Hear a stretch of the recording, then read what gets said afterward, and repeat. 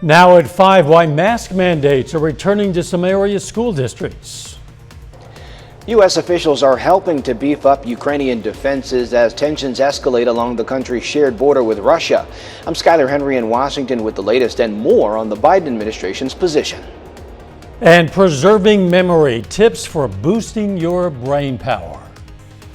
The 4 states' most watched news starts now. Some Southeast Kansas school districts have made the decision to bring back masks. KOAM's Bronte Sorotsky joins us in the studio now with more. Dow, many school districts across Southeast Kansas have brought back masks for at least the remainder of the week. Some of those districts include Southeast, Fort Scott, and Iola. The Iola School District Superintendent tells us the decision was not easy to make, but it was the best one to keep their doors open and have kids in school while keeping them safe. We want to try to do everything we can to keep our buildings open and keep our students in school. And with elevated cases, there comes a challenge in finding enough substitutes and making sure we have enough people available in our buildings. The Iola School District currently has 75 positive COVID cases, according to the district's website. Due to their numbers, McKinley Elementary, Lincoln Elementary, and Iola Middle School and High School will be requiring masks throughout the week. Bronte Sorotsky, KOAM News. Bronte, thanks. Authorities say 5 armed suspects led law enforcement on a chase overnight with speeds reaching 140 miles per hour. NEO Campus Police and the Miami PD began the chase just south of NEO around 9 last night. The suspects then headed west on the I-44 Will Rogers Turnpike. The Craig County Sheriff says authorities used spike strips to stop the vehicle. There was a foot chase. Police captured 2 of the suspects then, and authorities launched a drone with thermal imaging to allow officers to see in the dark. They found and arrested the remaining 3 suspects shortly after midnight. Doug Heddy joins us. A bit cooler today, Doug. Yeah, quite a bit colder than what we did see yesterday. In fact, about 30 degrees colder than what we had this time during the daytime hours on Monday evening. We have had some mid and upper level clouds kind of streaming in. You can even see some snow showers back to our south and to our west. This is not, the leading edge is not reaching the ground, so we're not going to get any snow, but there has been quite a bit of accumulation out across western Kansas as this wave is slowly going to rotate to our south over about the next 36 hours. It should give us some flurries by the time we head into tomorrow night. Tonight, just a lot of clouds. We continue to drop back as we go through the evening hours. It's going to be a cold night. Temperatures eventually will go all the way down into the teens for overnight lows. Plus, it's been kind of windy, so we have a little bit of a wind chill factor across the region. Of course, we're going to break down the rest of the week for you here in just a bit. Catch you then. President Biden is holding classified briefings for House and Senate leadership on the situation with Ukraine and Russia today, a day after 8,500 American troops were put on high alert. Skylar Henry has the latest from Capitol Hill. The latest shipment of U.S. military aid arrived in Kyiv Tuesday, part of a $200 million package to help bolster Ukraine's defenses.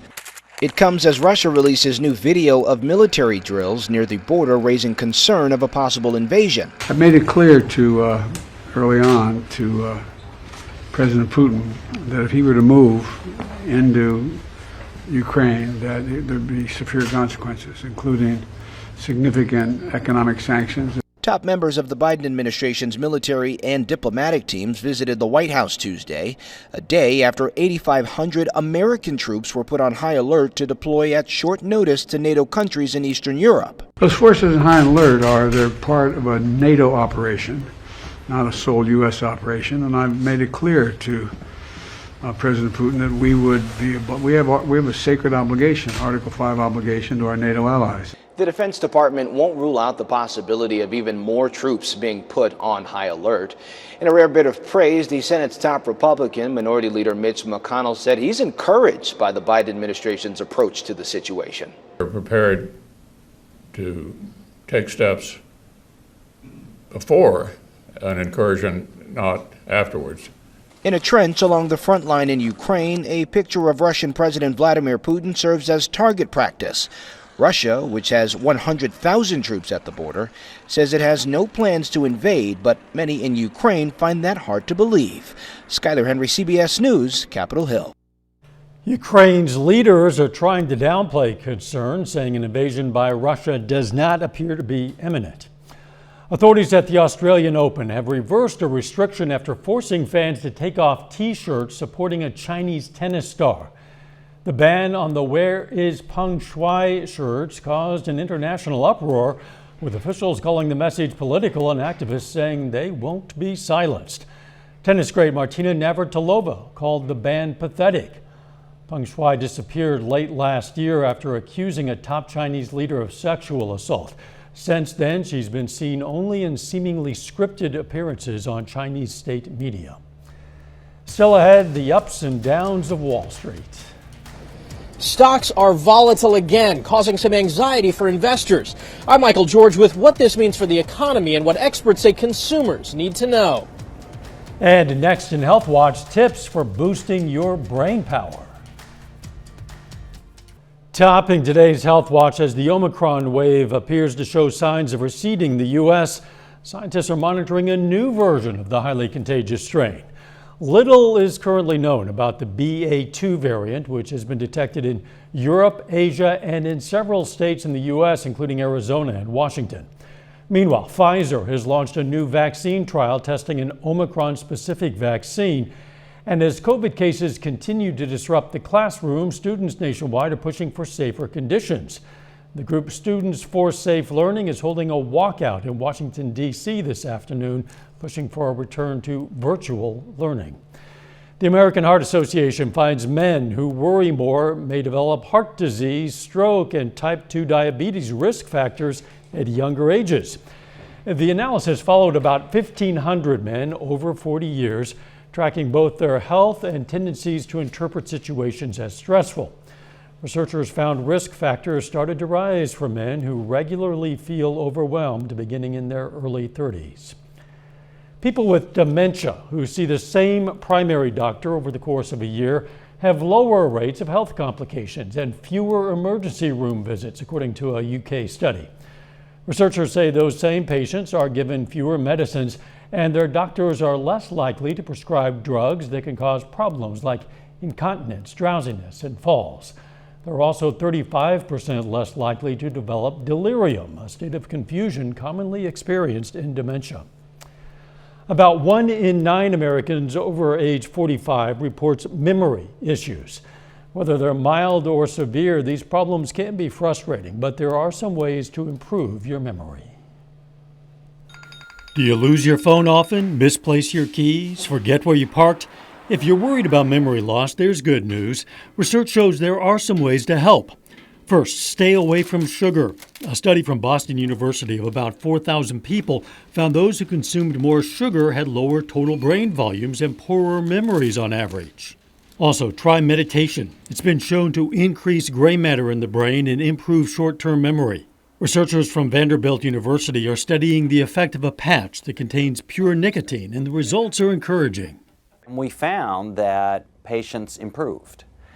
In fact, there was a measurable and sustained improvement in memory and attention functioning. Scientists from the UK are also looking at a treatment called magnetic stimulation. In a recent study, it helped enhance the formation of new memories in healthy participants. Vitamin D supplements might be another way to help memory.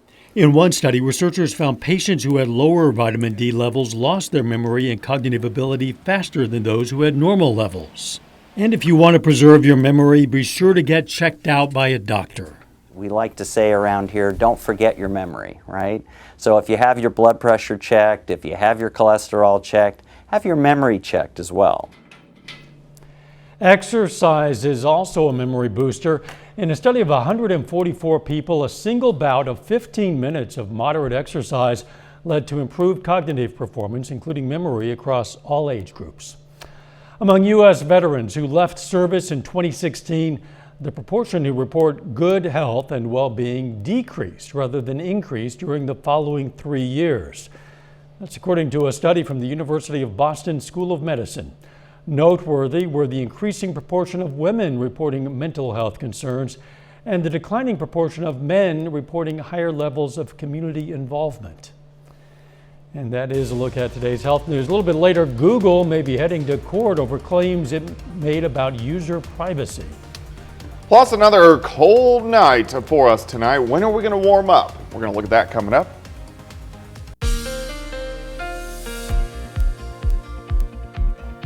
Definitely turned out to be a much colder day for us today. Yesterday into lower 60s. Not the case for us today. Most of us only up into lower 30s during the afternoon. A lot of clouds, but looks pretty good. Nice shot.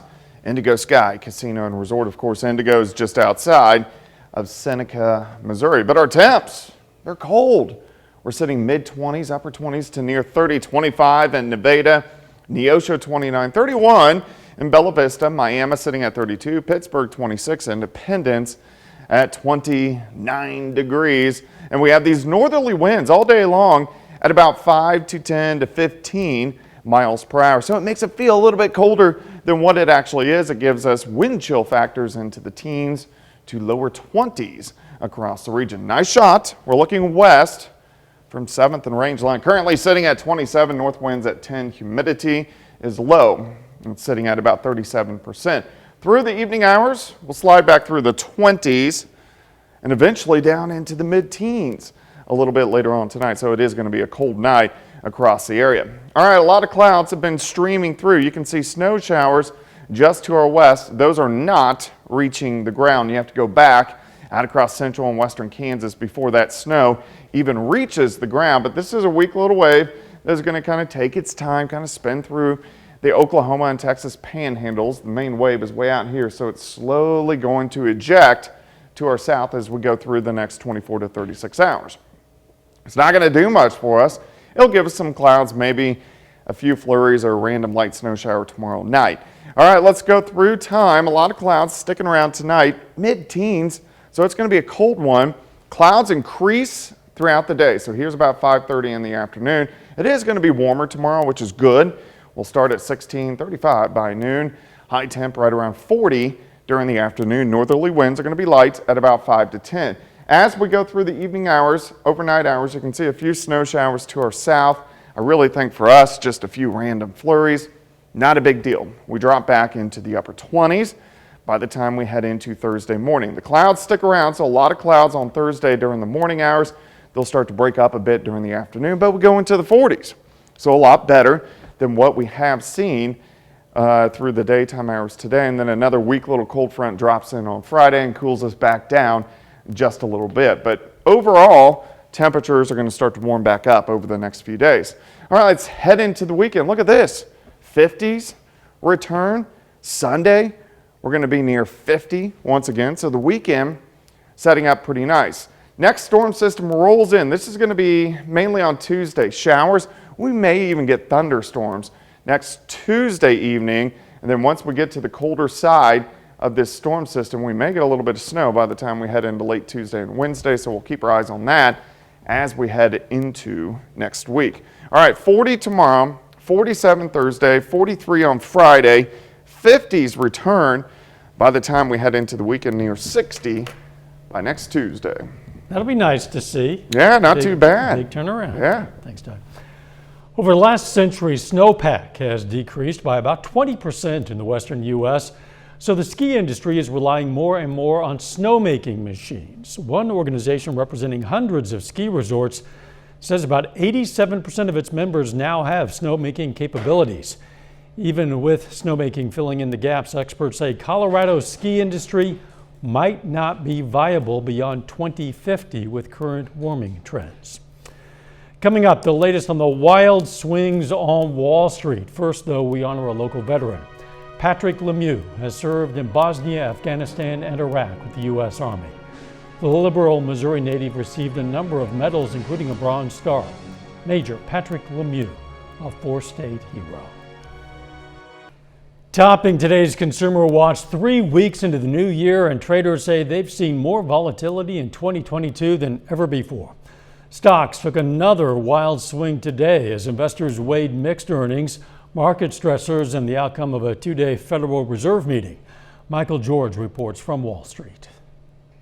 More turbulence on Wall Street. After another sharp sell-off, stocks flirted with positive territory Tuesday, but couldn't commit. The bears have the market by the throat at this point.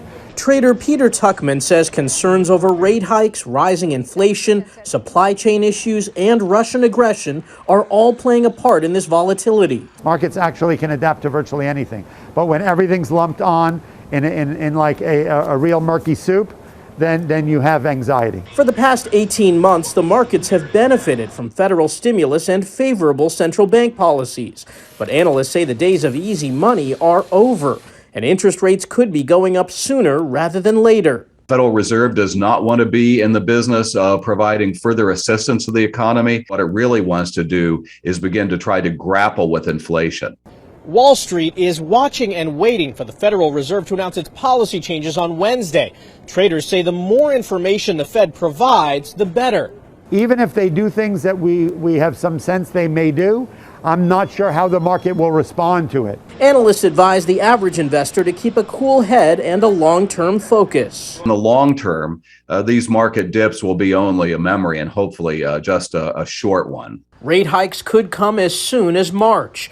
Michael George, CBS News, Wall Street.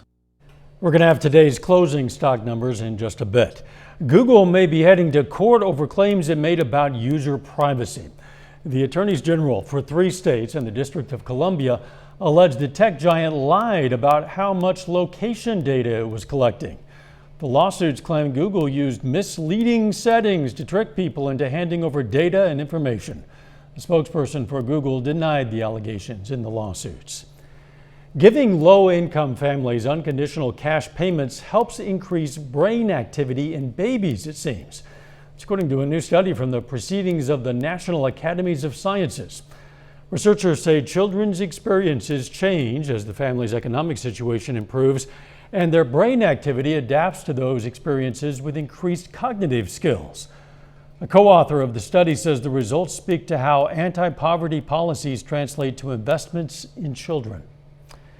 Krispy Kreme wants to help alleviate the nationwide blood shortage. Anyone who donates blood this week can receive a dozen glazed donuts free by showing their donation sticker. Yeah, free donuts. The Red Cross announced its first ever national blood crisis earlier this month. Check your junk email.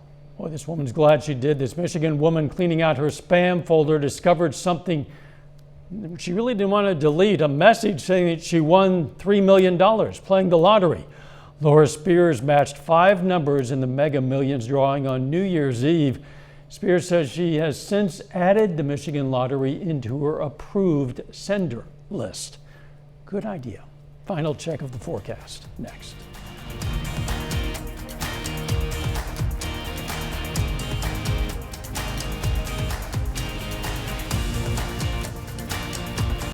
Up next on the CBS Evening News, why the nation's orange crop is said to be the smallest since World War II and how it could impact your breakfast. And then on KOAM News at 6, more on why some area school districts are bringing back mask mandates. Plus, Cross Lines Ministry in Carthage asks for your help.